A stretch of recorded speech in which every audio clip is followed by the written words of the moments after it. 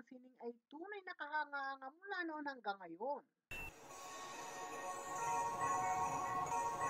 Ano-ano nga ba ang mga katangiang hinangaan ng mga Noranians sa isang superstar Nora Honor o ang angking talino at husay sa pag-awit ang kauna-unahang niyakap ng kanyang mga supporters sa isang Nora Honor?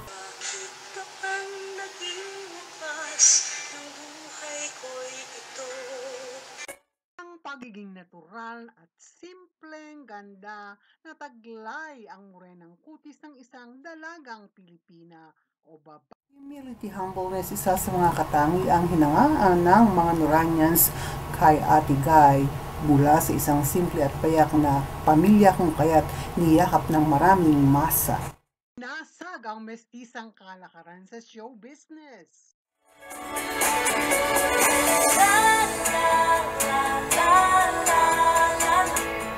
Opo, nag-iisa at natatanging aktres na humakot ng kulang 200 tropeyo bilang pinakamahusay na artistang babae sa pagganap sa larangan ng pelikula na kinilala sa 5 kontinente sa buong mundo. Validated ang kahusayan sa pag-arte sa 5 kontinente, Asia, Europa, Amerika, Australia at South Africa. Unbreakable record.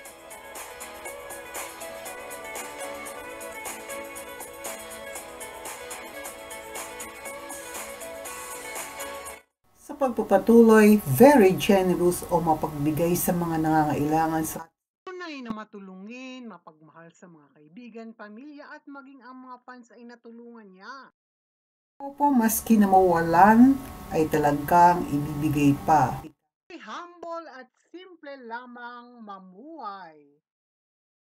Hindi kailanman nag-inarte sa trabaho kung hindi pinaghusay ang kanyang pag-arte. Opo, very down to earth sa kabila ng mga nakamit at naabot sa buhay ay patuloy pa rin nakikihalubilo at nakikisama at tinuring ang kanyang mga fans na kapamilya at kaibigan. At sa huli, dakilang ina Opo, may pagkukulang man at hindi perpekto bilang isang ina, siya ay dakilang ina na itinuturing ng mga nakakarami sapagkat sa lahat ng mga artista, siya lamang ang natatanging may 4 na anghel na kinupkop. Tunay na kahanga-hanga mula noon hanggang ngayon.